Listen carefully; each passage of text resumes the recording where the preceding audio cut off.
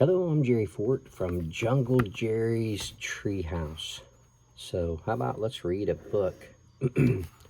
This is for you kids. Okay, so this is a Magic Treehouse book. This is number 2. I read the other one. I think it was like dinosaurs, something dinosaurs. Can't remember the title of it. Anyway, this is the second book in the Magic Treehouse series, and it's called The Night at Dawn by Mary Pope Osborne. See the knight there on the horse? Got a couple kids riding with him. We're gonna find out why those kids are on the horse with him. Is he abducting them, or is he helping them because they're lost? Who knows? I'm curious. Let's see how this starts.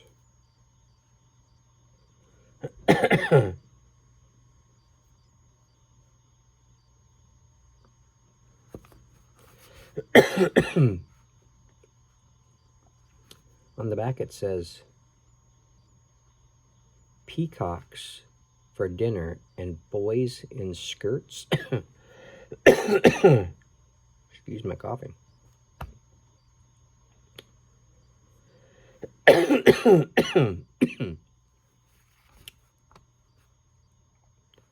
That's what Jack and Annie find when the Magic Treehouse whisks them back to the Middle Ages for another wild adventure. In the great hall of the castle, a feast is underway, but Jack and Annie aren't exactly welcome guests. Uh-oh.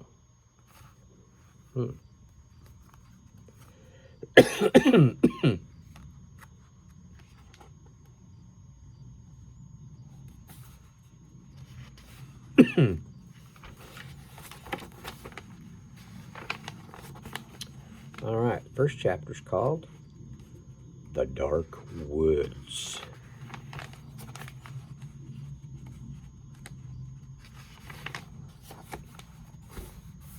All right. Jack couldn't sleep. He put his glasses on. He looked at the clock. 5:30. Too early to get up. Yesterday, so many strange things had happened. Now he was trying to figure them out. He turned on the light. He picked up his notebook. He looked at the list he'd made before going to bed. Have you ever had that problem? You got stuff on your mind about what happened that day and you can't sleep because you keep thinking about it? Happens all the time to everybody. Let's see, put his glasses on, woke up, or kind of sat up in bed, getting his notebook. He's going to look over things that he's wondering about. Here's part of his list. It says, found treehouse and woods, found lots of books in it, pointed to pteranodon picture in book, made a wish, went to time of dinosaurs, pointed to picture of Frog Creek woods, made a wish, came home to Frog Creek. So that was from the book, the dinosaur book. It says Jack pushed his glasses into place like this. Who was going to believe any of this? Not his mom or his dad or his 3rd grade teacher, Miss Watkins. Only his 7-year-old sister, Annie. She'd gone with him to the time of the dinosaurs. Can't you sleep? It was Annie standing in his doorway. Jack says, nope. Me neither, said Annie. What are you doing? She walked over to Jack and looked at his notebook. She read the list. Aren't you going to write about the gold medal? She asked. You mean the gold medallion? Said Jack. He picked up his pencil and wrote, found this in dinosaur time. Drew a picture of it. Up there. Aren't you going to put the letter M on the medal? Said Annie. Medallion? Said Jack. Not medal. He added an M. There it is after you put the M on the medallion. Aren't you going to write about the magic person? Said Annie. We don't know for sure if there is a magic person, said Jack. Well, someone built the treehouse in the woods. Someone put the books in it. Someone lost a gold medal in dinosaur time. Medallion, said Jack for the third time. And I'm just writing the facts, the stuff we know for sure.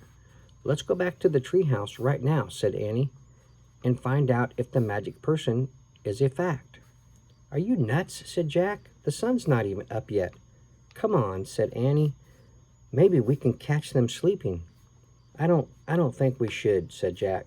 He was worried. What if the magic person was mean? What if he or she didn't want kids to know about the treehouse? Well, I'm going, said Annie. Jack looked out his window at the dark gray sky. It was almost dawn. He sighed. Okay, let's get dressed. I'll meet you at the back door. Be quiet. Yay, whispered Annie. She tiptoed away as quietly as a mouse. Jack put on his jeans, a warm sweatshirt, and sneakers. He tossed his notebook and pencil in his backpack.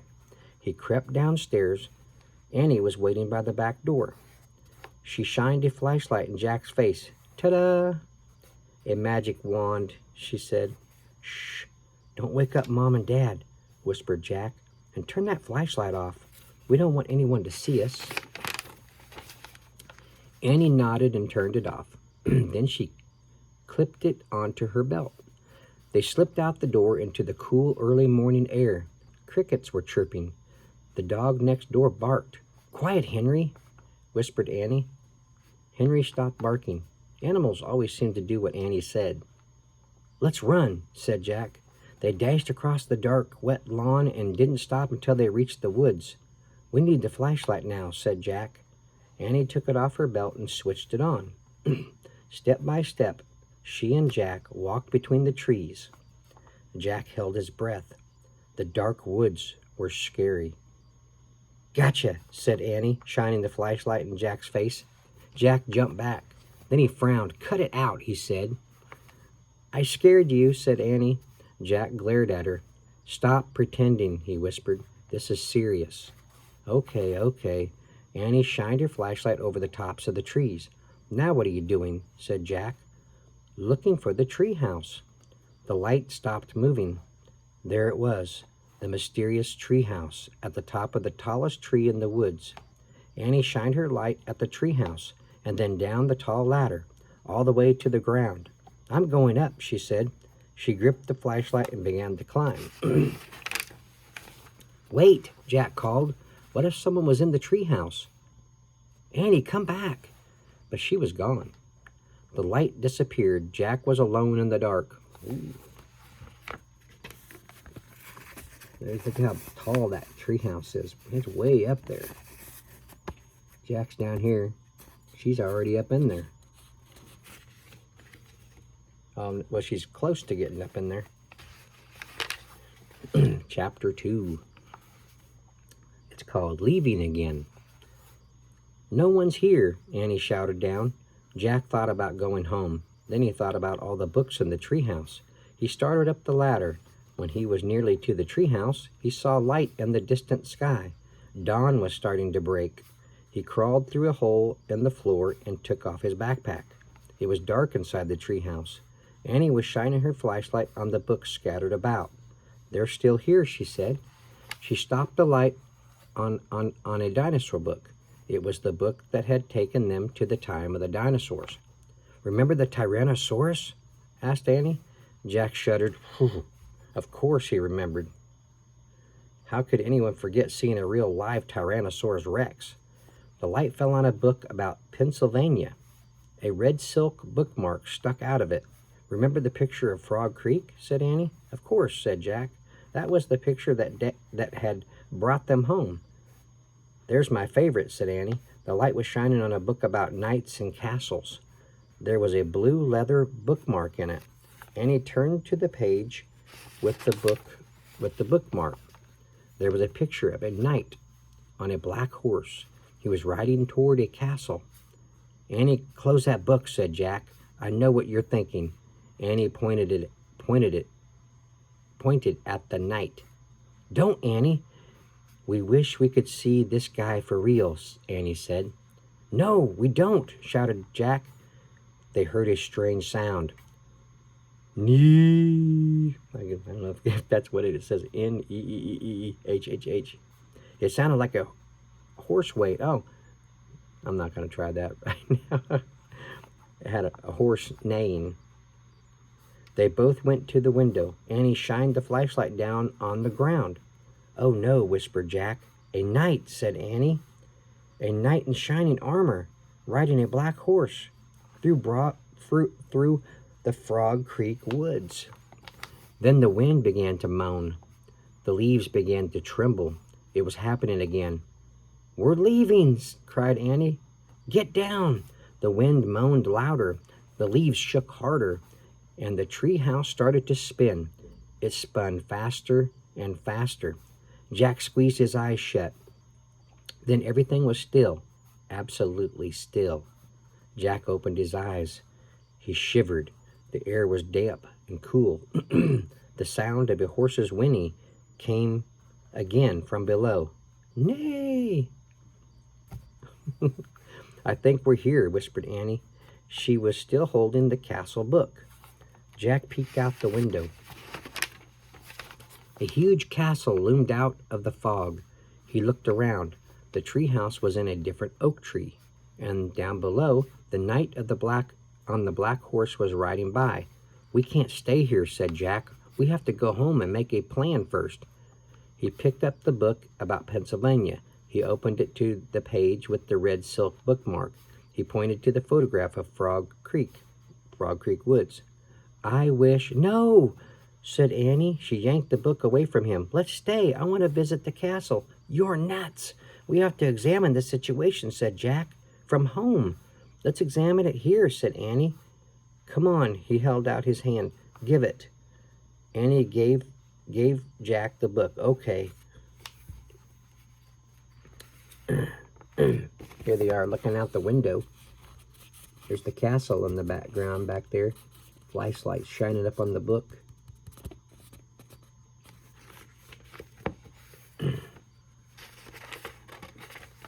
Says, okay, you can go home. I'm staying, she said.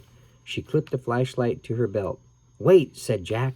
I'm going to take a peek. A tiny peek, she said. And she scooted down the ladder. Jack groaned. Okay, she had won. He couldn't leave without her. Besides, he sort of wanted to take a peek himself. He put down the book about Pennsylvania. He dropped the castle book into his pack. He stepped onto the ladder and headed down into the cool, misty air. Next chapter is called Across the Bridge. It's chapter 3. Annie was under the tree looking across the foggy ground. The knight's riding toward that bridge. The knight's riding toward that bridge, I think, said Annie. The bridge goes to the castle. Wait, I'll look it up, said Jack. Give me the flashlight. He took the flashlight from her and pulled the castle book out of his pack. He opened it to the page with the leather bookmark. He said the words under the picture of the knight. This is a knight arriving for a castle feast. Knights wore armor when they traveled long and dangerous distances. The armor was very heavy. A helmet alone would weigh up to 40 pounds. Wow. That's what Jack said. Wow, Jack had weighed 40 pounds when he was 5 years old. So it'd be like riding a horse with a 5-year-old on your head. Jack pulled out his notebook. He wanted to take notes, as he'd done on their dinosaur trip. He wrote, heavy head. What else? He turned the pages of the castle book. He found a picture that showed the whole castle and the buildings around it. The knight's crossing the bridge, said Annie. He's going through the gate. He's gone. Jack studied the bridge in the picture. He read, a drawbridge crossed the moat. The moat was filled with water to help protect the castle from enemies. Some people believe crocodiles were kept in the moat. Jack wrote in his notebook, crocodiles in moat. Look, said Annie, peering through the mist. A windmill right over there.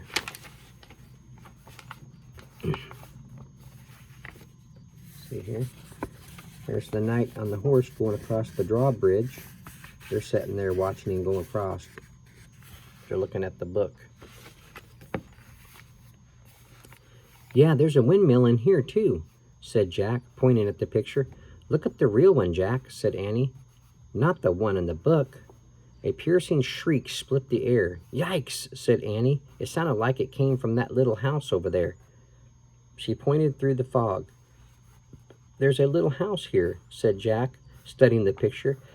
He turned the page and read. The Hawk House was in the inner ward. The Hawk House was in the inner ward of the castle. Hawks were trained to hunt other birds and small animals. Jack wrote in his notebook, Hawks and Hawk House. We must be in the inner ward, said Jack. Listen, whispered Annie. You hear that? Drums, horns. They're coming from the castle. Let's go see. Wait, said Jack. He turned more pages of the book. I want to see what's really going on. Jack? Not what's in the book, said Annie. But look at this, said Jack. He pointed to a picture of a big party. Men were standing by the door playing drums and horns. He read, fanfares were played to announce different dishes in a feast. Feasts were held in the great hall. You can look at the book. I'm going to the real feast, said Annie. Wait, said Jack, studying the picture. It showed boys his age carrying trays of food. Whole pigs, pies, peacocks with all their feathers. Peacocks, Jack wrote. They eat peacocks? He held up the book to show Annie. Look, I think they eat. Where was she? Gone again? Jack looked through the fog. He heard the real drums and the real horns. He saw the real Hawk House, the real windmill, the real moat. He saw Annie dashing across the real drawbridge. Then she vanished through the gate leading to the castle. Uh-oh. I'm going to kill her, muttered Jack. He threw his stuff into his pack and moved toward the drawbridge. He hoped no one would see him. It was getting darker. It must be night. When he got to the bridge, he started across. The wooden planks creaked under his feet. He peered over the edge of the bridge. Were there any crocodiles in the moat? He couldn't tell. Halt! Someone shouted. A guard on top of the castle wall was looking down. Jack dashed across the bridge. He ran through the castle gate and into the courtyard. From inside the castle came the sounds of music, shouting, and laughter. Jack hurried to a dark corner and crouched down. He shivered as he looked around for Annie. Torches lit the high wall around the courtyard. The courtyard was nearly empty. Two boys led horses that clopped over the gray cobblestones. Neigh! Is that how a horse sounds? Jack turned. It was the knight's black horse. Psst! He peered into the darkness. There was Annie. She was hiding behind a well in the center of the courtyard. She waved at him. Jack waved back. He waited till the boys and horses disappeared inside the stable. Then he dashed to the well. I'm going to find the music, whispered Annie. Are you coming? Okay, Jack said with a sigh. They tiptoed together across the cobblestones. Then they slipped into the entrance of the castle. Noise and music came from a bright room in front of them. They stood on one side of the doorway and peeked in. The feast in the great hall, whispered Jack. He held his breath as he stared in awe. A giant fireplace blazed at one end of the noisy room. Antlers and rugs hung on the stone walls. Flowers covered the floor. Boys in short dresses carried huge trays of food. Dogs were fighting over bones under the tables. People in bright clothes and funny hats strolled among the crowd. Some played funny-shaped guitars. Some tossed balls in the air. Some balanced swords on their hands. Men and women dressed in capes and furs sat at long, crowded wooden tables. I wonder which one is the knight, said Jack. I don't know, whispered Annie, but they're eating with their fingers. Suddenly, someone shouted behind them. Uh-oh. Jack whirled around. A man carrying a tray of pies was standing a few feet away. "Who art thou?" he asked angrily. "Jack," squeaked Jack. "Annie," squeaked Annie. Then they ran as fast as they could down a dimly lit hallway. See the man walking up there with the pies? He's at his face. He's angry. Wonder what these kids are doing out here. They would think that they're dressed funny, wouldn't they? There was the party going on inside the room. They start running away.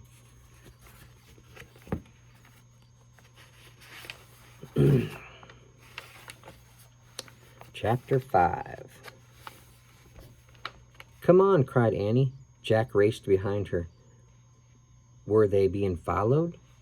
"Here, quick!" Annie dashed toward a door off the hallway. She pushed the door open. The two of them stumbled into a dark, cold room. The door creaked shut behind them. Give me the flashlight," said Annie. Jack handed it to her, and she switched it on. Yikes! A row of knights right in front of them. See them big knights standing there?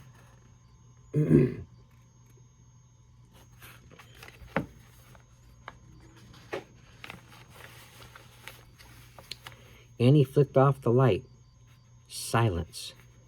"They aren't moving," Jack whispered. Annie turned the light back on. "They're just suits." I didn't even realize that. Those were just suits. Jack said, "Without heads," said Annie. "Let me have the flashlight a second," said Jack, "so I can look in the book." Annie handed him the flashlight. He pulled out the castle book. He flipped through the pages until he found what he was looking for. Jack put the book away. "It's called The Armory," he said. "It's where armor and weapons are stored." He shined the flashlight around the room. "Oh, man," whispered Jack. The light fell on shiny breastplates, leg plates, arm plates, on shelves filled with helmets and weapons, on shields, spears, swords, crossbows, clubs, battle axes. There was a noise in the hall. "Voices! Let's hide," said Annie. "Wait," said Jack. "I got to check on something first." "Hurry," said Annie. "It'll take just a second," said Jack. "Hold this." He handed Annie the flashlight. He tried to lift a helmet from a shelf. It was too heavy. He bent over and dragged the helmet over his head. The visor slammed shut.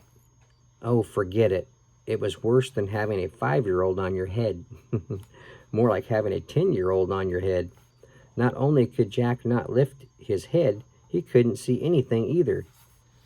"Jack!" Annie's voice sounded far away. "The voices are getting closer. Turn off the flashlight." Jack's voice echoed inside the metal chamber. He struggled to get the helmet off. Suddenly he lost his balance and went crashing into other pieces of armor. The metal plates and weapons clattered to the floor.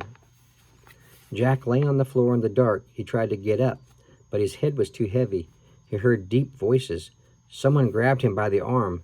The next thing he knew, his helmet was yanked off. He was staring into the blazing light of a fiery torch.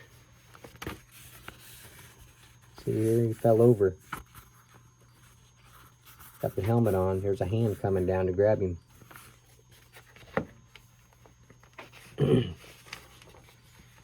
Okay, let's stop there.